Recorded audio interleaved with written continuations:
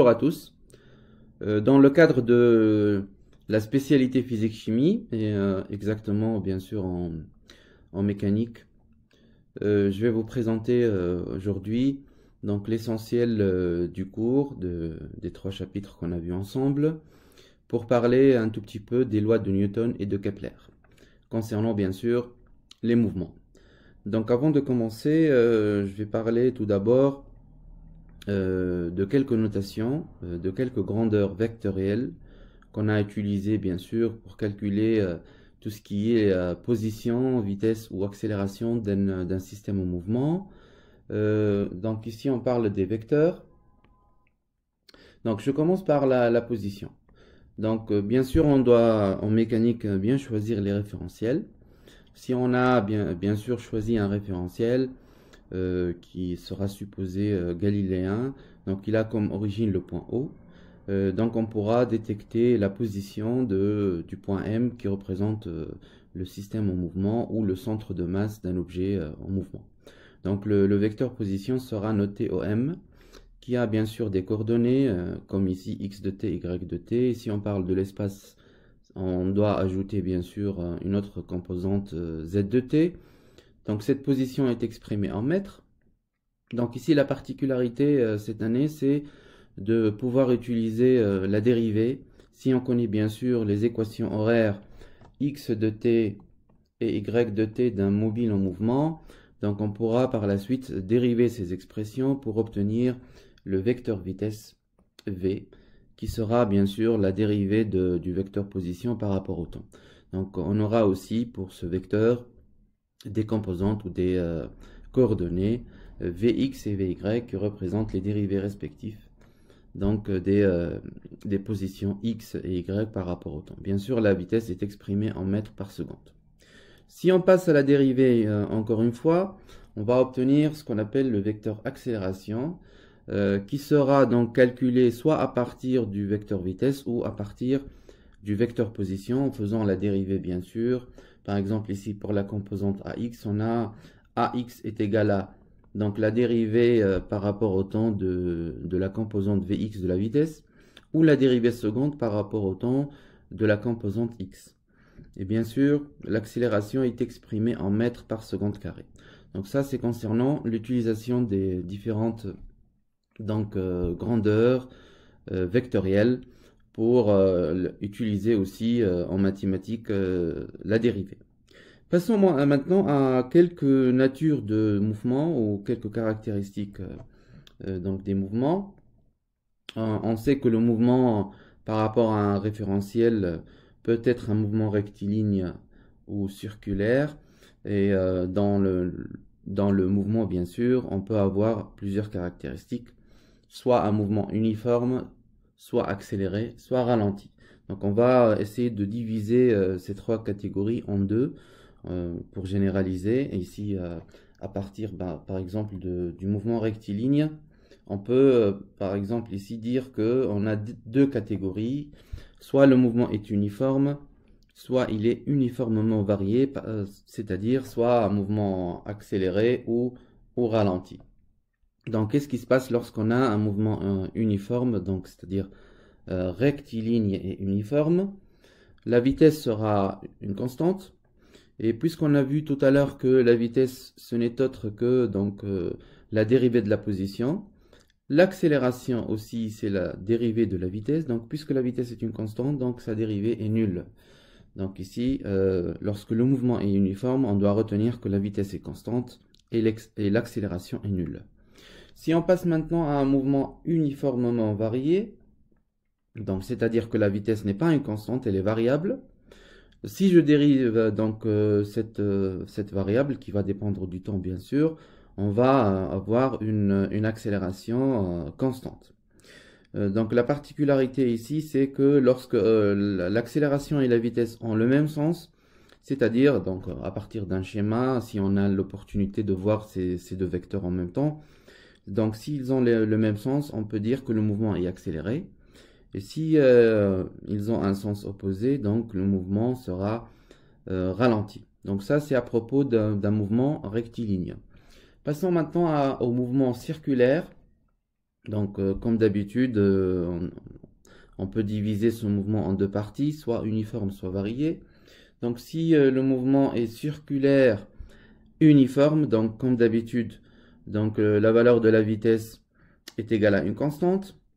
Et lorsque le mouvement il est circulaire varié, donc la valeur de la vitesse est variable, c'est-à-dire elle va dépendre du temps. Et comme on a vu aussi, lorsqu'il s'agit d'un mouvement circulaire, on doit bien sûr utiliser le repère de Freinet pour caractériser l'accélération et la modéliser dans ce repère où son centre est le centre de masse ou bien sûr le centre de l'objet M en question qui est en mouvement de rotation ici. Et les deux axes sont donc l'axe UN qui représente la composante normale par rapport à la trajectoire et UT qui est la composante tangentielle. Donc à partir de ce repère de Freinet, on peut exprimer l'accélération dans ce repère. Donc ça sera égal à V au carré sur grand R qui représente bien sûr le rayon de la trajectoire fois la composante UN plus la dérivée par rapport au temps de la vitesse fois la composante UT. Donc ça c'est dans le cadre d'un mouvement circulaire varié. Passons maintenant au cas particulier lorsque la vitesse est constante dans le mouvement circulaire uniforme. Donc normalement si la vitesse est constante, la dérivée par rapport au temps de la vitesse va être nulle. Donc ce qui va donner une autre expression plus simple de l'accélération en fonction seulement de la composante normale, c'est-à-dire que A est égal à V au carré sur R fois le vecteur UN. Donc ici on aura une accélération dirigée directement vers le centre de la trajectoire, circulaire bien sûr. Passons maintenant à une autre partie abordée dans ce thème de mécanique, tout ce qui est donc lié à la deuxième loi de Newton. Donc ici, il faut faire attention pour utiliser bien sûr cette deuxième loi de Newton. On doit utiliser un référentiel galiléen, ainsi bien sûr caractériser le centre de masse de l'objet en question qui est noté grand G. Donc après avoir choisi ces deux paramètres, on peut facilement par la suite appliquer la deuxième loi de Newton qui dit que la somme des forces appliquées à ce système doit être égale à la masse fois son accélération, donc bien sûr par rapport au centre de masse de l'objet. Il faut faire attention, il faut bien exprimer bien sûr les différentes grandeurs avec les unités correspondantes. Pour les forces, ça sera en newton. Pour la masse, c'est le kilogramme. Et pour l'accélération, c'est mètre par seconde au carré. Donc il faut faire attention lors de l'application afin de pouvoir trouver bien sûr la valeur de la somme des forces ou déterminer, si on connaît bien sûr les normes des forces appliquées au système, la valeur de son accélération. Donc ça, c'est concernant la deuxième loi de Newton. Maintenant, je passe à une autre partie concernant le mouvement dans un champ uniforme. Donc on a ici, comme vous le voyez, deux cas.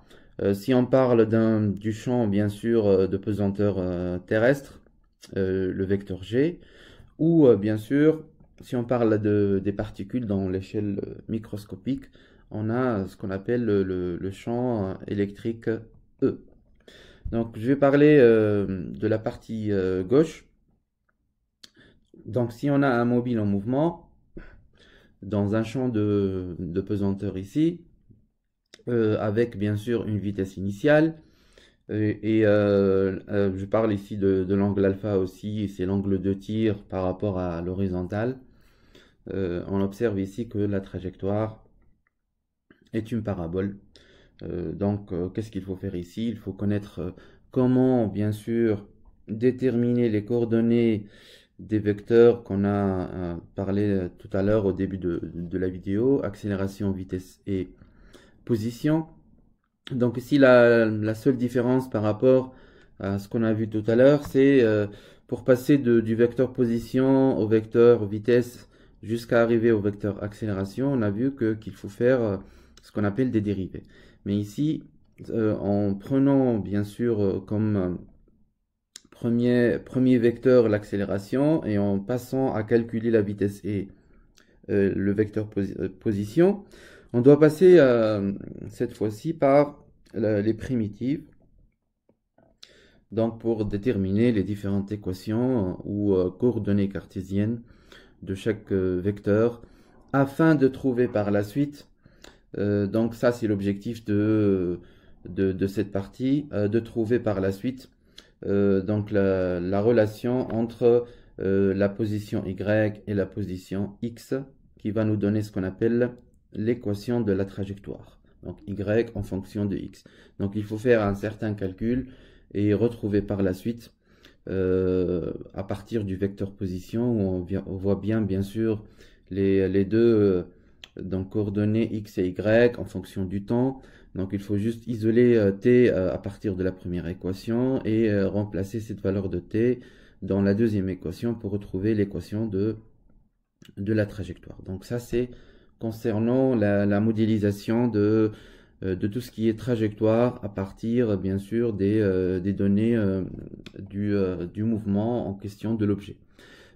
Pour la deuxième partie concernant l'échelle microscopique et l'étude du mouvement des particules chargées, donc ici par exemple on voit bien qu'on a ici un condensateur avec deux armatures A et B qui sont chargées positivement et négativement. On sait bien que le champ électrique, donc E, va être uniforme et il va donc être dirigé de la borne positive ou de la plaque positive vers la plaque négative. Si bien sûr on exerce une tension UAB entre les deux armatures de ce condensateur.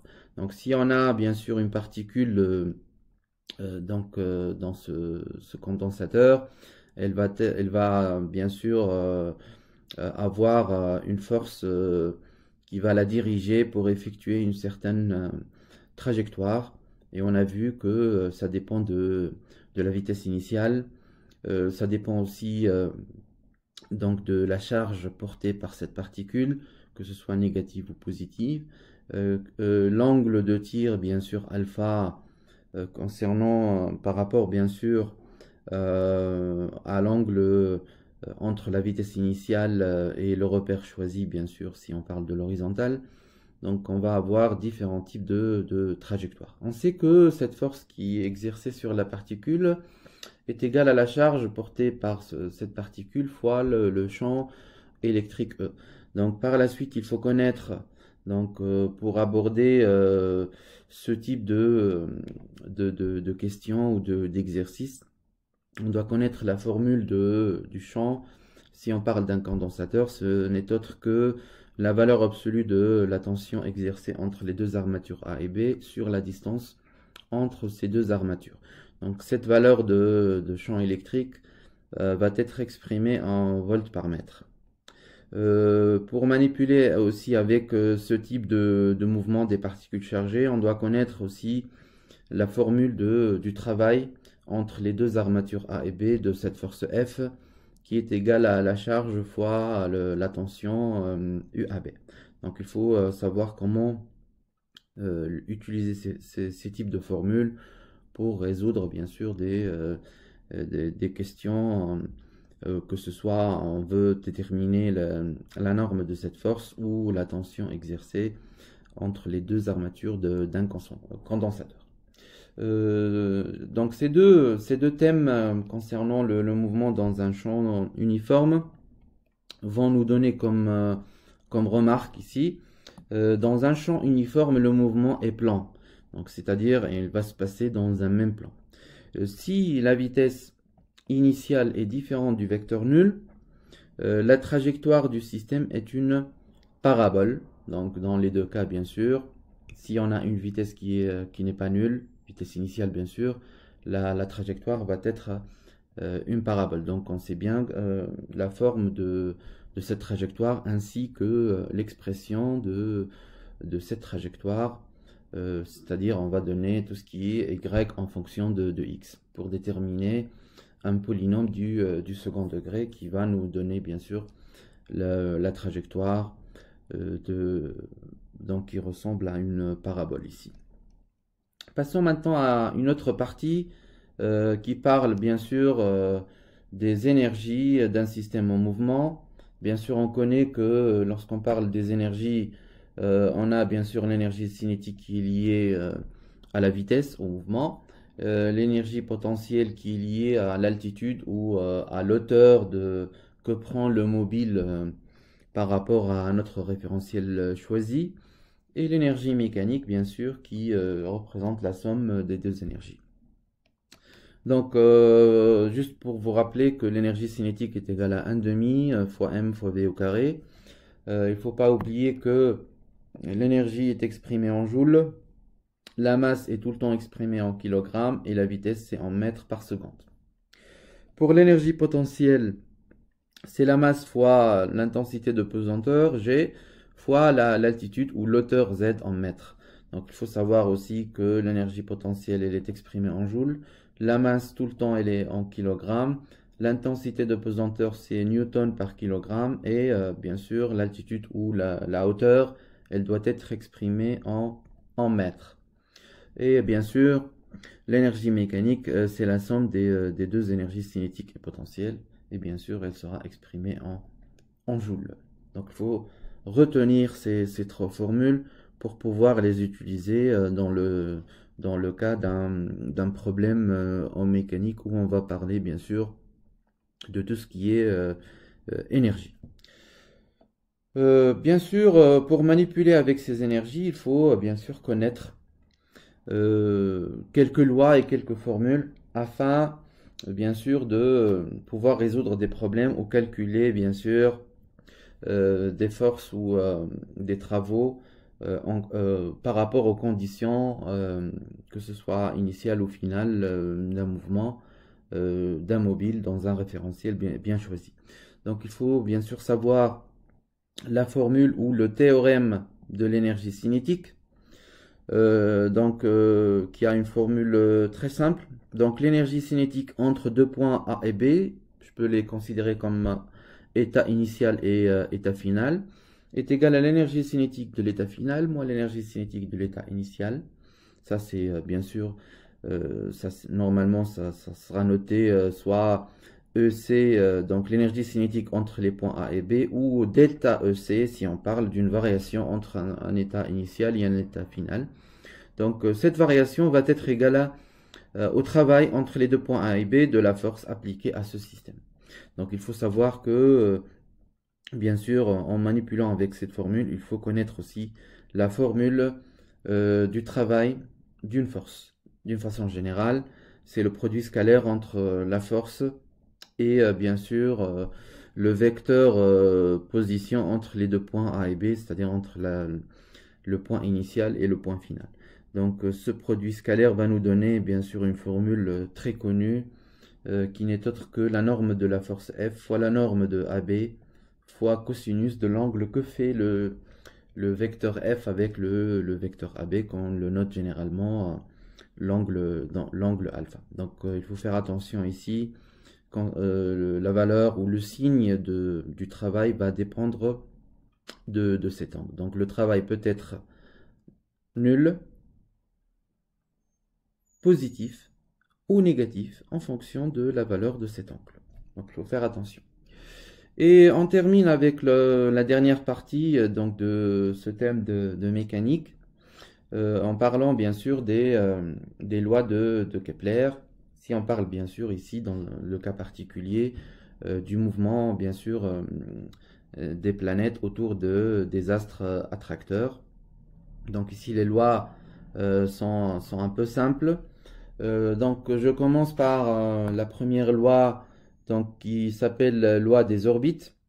Donc il faut connaître bien sûr que réellement à partir d'un référentiel héliocentrique, c'est-à-dire je parle ici du Soleil, la trajectoire du centre de masse d'une planète, par exemple je prends le cas de la Terre, est une ellipse, donc c'est pas un cercle, c'est pas parfaitement circulaire, donc c'est une ellipse dans le centre de masse du Soleil est l'un des foyers. Donc ici on voit bien dans dans la figure que les foyers sont appelés ici F et F'.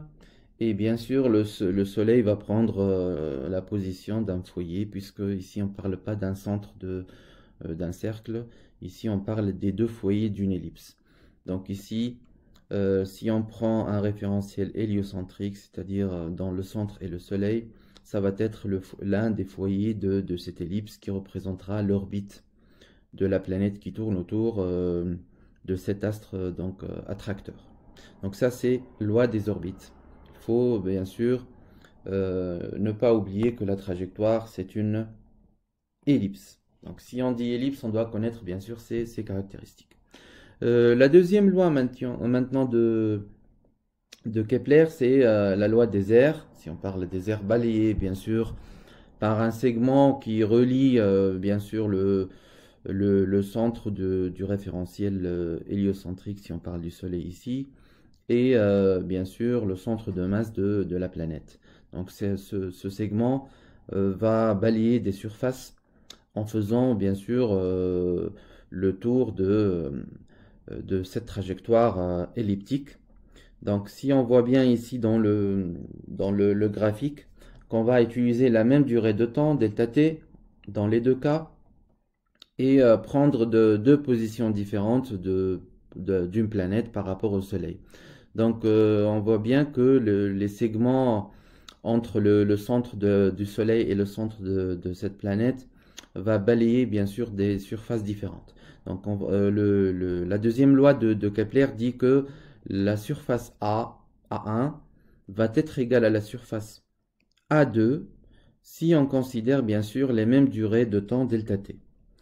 Malgré ici que bien sûr les vitesses sont différentes de cette planète autour du Soleil, on va dire bien sûr que les deux surfaces balayées sont égales. Donc ça, c'est la loi des airs. Donc pendant bien sûr la même durée de temps delta t. Une autre remarque, la vitesse d'une planète est variable autour du Soleil. Donc auparavant, on utilisait tout le temps des vitesses constantes si on parle bien sûr des planètes autour du Soleil dans notre système solaire. Mais ici, réellement, cette vitesse est variable autour du Soleil. Elle va arriver à une valeur maximale, bien sûr, si cette planète va être la plus proche possible du Soleil. Et cette valeur va diminuer lorsque la planète s'éloigne du Soleil. On voit bien que, bien sûr, on n'a pas un rayon constant ou une distance constante entre le Soleil et cette planète. Donc, bien sûr, elle va s'approcher et s'éloigner du Soleil en ayant des vitesses différentes. Je passe maintenant à la troisième loi de Kepler. Donc, c'est la loi des périodes. Donc, si je regarde bien sûr ce troisième schéma, je peux le résumer pour dire que la planète P va faire une révolution autour du Soleil dans une période bien sûr T qui sera bien sûr exprimée en secondes. C'est la durée pendant laquelle la planète va tourner autour du Soleil suivant cette orbite elliptique. Donc puisqu'on parle d'une ellipse, on doit connaître sa caractéristique 2A ici, qui représente le grand axe de cette ellipse. Donc la distance entre bien sûr ces deux points pour dire qu'on a le grand axe. Donc qu'est-ce qu'elle dit cette loi de Kepler, cette troisième loi? Que le rapport entre la période au carré et le demi-grand axe au cube est égal à une constante. Donc pour vérifier que par exemple plusieurs planètes tournent autour du même astre attracteur, il faut trouver à partir de ce rapport la même valeur ou la même constante pour dire que ces planètes tournent autour du Soleil. Pour cela, il faut parfois faire quelques exceptions et quelques approximations Si on parle par exemple d'un mouvement, donc d'un satellite naturel autour de sa planète, on peut parfois faire des approximations pour dire que le mouvement de ce satellite naturel est un mouvement circulaire. Pour cela, on doit connaître que dans le cadre d'un mouvement circulaire, donc cette période n'est autre que 2π fois r, c'est le périmètre de cette trajectoire circulaire sur la vitesse de ce satellite par rapport à sa planète. Donc ça, c'est seulement dans le cadre de la trajectoire circulaire. On doit connaître aussi à travers cette approximation que la vitesse n'est autre que la racine de g fois la masse, bien sûr, du satellite attracteur ou de la planète, de l'astre attracteur, plus exactement. Et pour terminer, bien sûr, dans le cadre de cette approximation dans le mouvement circulaire, et la troisième loi de Kepler va devenir plus simple. Si on connaît bien sûr donc, la période de révolution d'une planète, sa trajectoire, donc le rayon de sa trajectoire circulaire, on peut dire aussi que c'est égal à une constante. Ce rapport donc est égal à une constante qui va nous donner une autre formule, c'est 4π au carré sur g fois la masse de l'astre attracteur, qui peut être aussi ici le Soleil. Donc cette approximation va nous donner par la suite une idée sur que ce soit, donc si on connaît bien sûr la période et le rayon de la trajectoire, on peut déterminer par la suite la masse du Soleil ou de n'importe quelle planète si on a bien sûr les données. Ainsi donc s'achève ce résumé de la partie mécanique et voilà.